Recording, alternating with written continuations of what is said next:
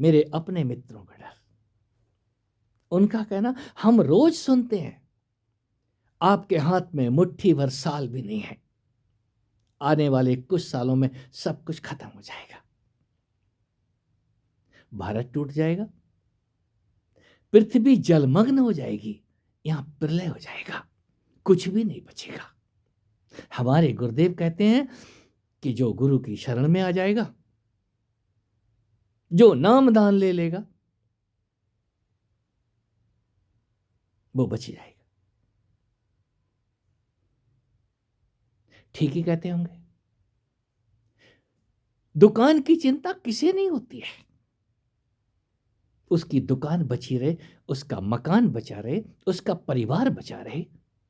तो यहां हर कोई परिवार बचाने पे लगा है, दुकान और व्यवसाय बचाने पे लगा है। क्या गुरुजी क्या प्रिडिक्शन करने वाले,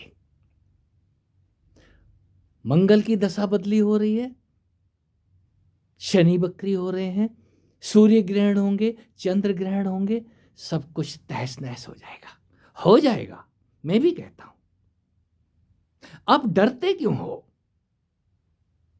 आपके घर में कुछ भी नहीं था, जब कुछ मिल गया तो खो जाने का डर पैदा हो गया। मित्रों, एक गीता सब पे भारी है। कोई गीता के गीत सुनना कहां चाहता है? हे अर्जुन, तू योगी हो जा, योग तुझे सब कुछ दे देगा, सब कुछ जना देगा, तेरा डर जला देगा, तेरा डर सदा को विलीन हो जाएगा। कैसे? तू साक्षी तो हो, और साक्षी होने के लिए ध्यान, बरसों बरसों नहीं तो घंटों, घंटों नहीं तो मिनटों करो तो सही अपना ध्यान। अब देखो तो सही, आप उठ के कहां से आ जाते हैं, कितनी देर इन आंखों की विंडो पे बैठे रहते हैं। और जो बैठना सीख जाता है वो फिर तमाशा देखना सीख जाता है। महाभारत में बर्बरीक सरीखा टंगे हुए हैं, 3 खूंटियों के ऊपर, 2 खूंटियों के ऊपर सिर टांग दिया है, और वो पूरे महाभारत को साक्षी भाव से देखते हैं। मैं साक्षी की एक अनुपम प्रस्तुति है, बर्बरीक। पूरा महाभारत उन्होंने साक्षी भाव से देखा है। क्यों? धड़ अलग पड़ा है, सर अलग पड़ा है। आपके पास आप ही बर्बरीक हैं, थे नहीं, हैं। आप बन के देखो, इस जगत में होने वाली प्रत्येक घटना को जरा चश्मदीद होकर के देखो, इन्हीं आंखों से देखो। गौरवशाली होंगे वो लोग जो साक्षी होंगे इन घटनाओं के। पृथ्वी से सब कुछ खत्म हो जाएगा, पशु पक्षी देख तो लो, प्रतिदिन खत्म हो रहा है, ये आपकी समझ में नहीं आता। सुबह से लेकर रात तक असंख्य खबरें आपके कानों में पड़ती हैं।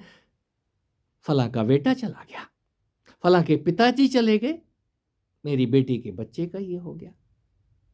अच्छी खबर तो आती आती है, और साथ में बुरी खबर भी आती है। वो महापुरुष थे, वो महागुरु थे, वो महाज्ञानी थे।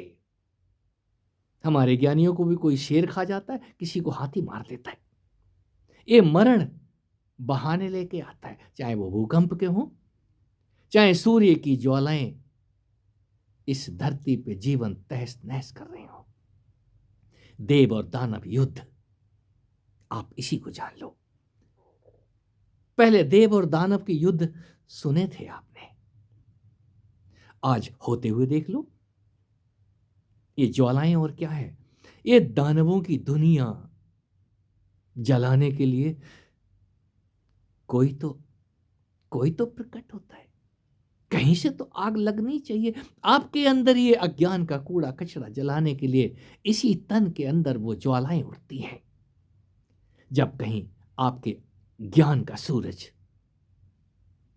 उस ग्रहण को प्राप्त हो जाता है, आपके सूर्य को ग्रहण लग गया है, तो धरती चिल्लाएगी, वो चांद रोएगा। आपके अंदर ये तीनों हैं, इन तीनों का खेल है। और ये प्रलय इसी तन के ऊपर आती है, भूकंप इसी तन के ऊपर आते हैं, और जब तन पत्ते के जैसे हिलता है, का चुप साध रहा बलवाना। कोई अपने बल को चुप होकर के देखे तो सही, आपके ही अंदर वो ज्वार और भाटा उठता है, आपके ही अंदर वो अपार बल का सागर इस पृथ्वी को कोई उठाए घूम रहा है, वो बलशाली। हमने नाम, कुछ तो नाम दे लो। उस गुरुत्वाकर्षण को कैसे जानोगे? जिसने जाना है, किसी गुरु ने सबसे पहले हाथ रगड़वाए होंगे। रगड़ हाथ अपने, देख तेरे दोनों हाथों के अंदर क्या होता है। आप भी रगड़ के देखो, फिर दोनों हाथों को अलग अलग करके जरा नजदीक ला करके देखो, करके देखो। यदि मैग्नेट फील्ड उनमें बन रहा है, तो वही मैग्नेट फील्ड इस जगत को बनाता और बिगाड़ता है। हाथों में कुछ होगा, करके देखो। मैं विज्ञान दे रहा हूं, सभी को ना हो तो मैं दोषी नहीं हूं। उन लोगों के लिए जिनको थोड़ा सा भरोसा है अपने आप पे, करूं तो सही।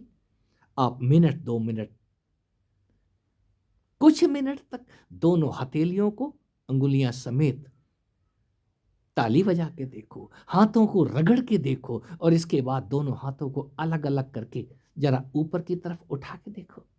आपके हाथों से ज्यादा रगड़ दिया तो ज्वालाएं प्रकट हो जाएंगी, वो चिंगारियां जैसी फूटनी शुरू हो जाएंगी। अगर एक दिन में नहीं होता है तो ये तपस्या है, जरा तप के देखो, करके देखो। और कुछ कर सकते हो तो अपने ही तलवे रगड़ के देखो, और इसके बाद क्या होगा मुझे मत लिखना, उसके साथ हो के देखो, उस आग के साथ जो भी हुआ है वो फिर बाहर के सूर्य के जलाने से नहीं जलेगा। साक्षी का उदय हो गया, आपने देखना शुरू कर दिया। मेरी हथेलियों में कुछ होता है, मेरे तलवों में, मेरे सिर पे, मेरे आज्ञा चक्र पे, मेरी सांसों में, मेरी नाभि पे, मेरे मूलाधार पे कुछ होता है। ये आग शनै शनै आपको जगह जगह से उठती हुई दिखाई देगी। आप किसी भी अंग विशेष को जरा मर्दन करके देखो। कोई मर्द मर्दन करता है, किसका? अपनी मालिश तो करो। कहां मालिश कर रहे थे अभी तक? कहां तेल लगाए जा रहे थे भाई?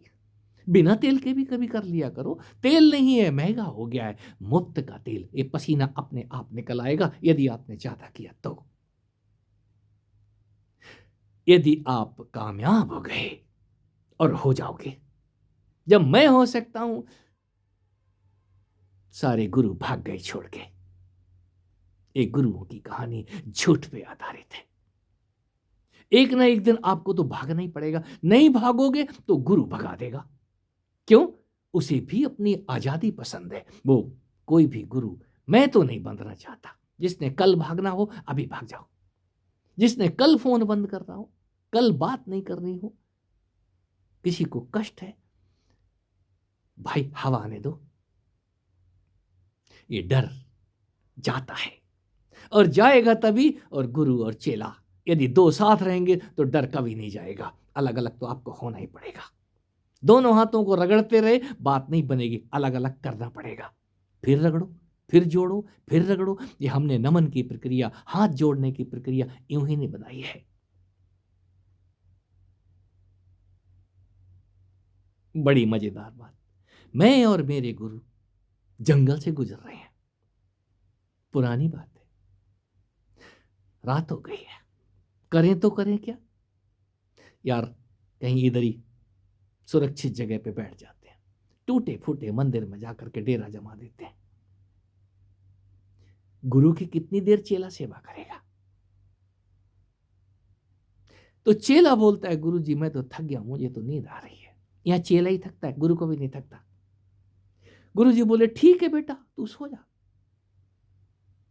अब सो कैसे जा? ड्यूटी करनी है ना। तो लिहाजा चेला जाग रहा है, गुरु को सोने के लिए बोल दिया। अपने ही तकिया, अपने ही पैरों के तकिए लगा दिए हैं और गुरु का सिर सहला रहा है, गुरु जी। गुरु और सो जाए। जैसे ही वहां नाटक शुरू होता है तो जोर का भूकंप, जोर का विस्फोट सुनाई देता है। और उस विस्फोट की जो आवाज है वो इतनी तेज है, चेला यानी मैं बेहोश धड़ाम करके गुरु के ऊपर गिर पड़ता। सब कुछ हिल गया, सब कुछ तहस नहस हो गया।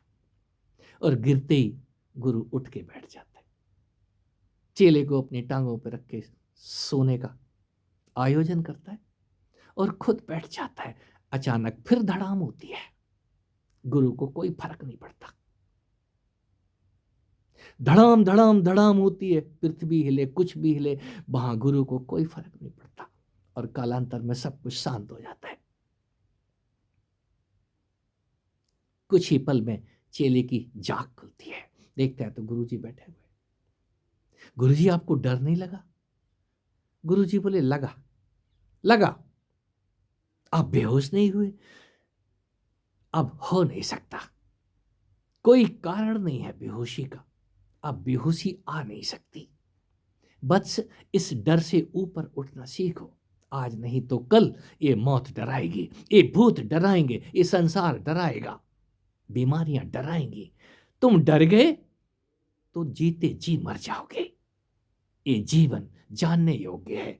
जब तक जागते रहोगे, चाहे कोई ग्रहण लगे और चाहे आपको कोई ग्रहण कर रहा हो, कोई खा भी रहा हो तो जरा खाते जाना, देखते तो जाओ वो कैसे खा रहा है। टांगों से खा रहा है, ये सिर की तरफ से खा रहा है, देखो तो सही।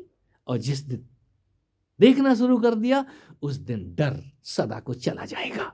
चाहे फिर धरती हिले या सूरज आसमान पे गिर रहा हो, देखो आंख खोल के।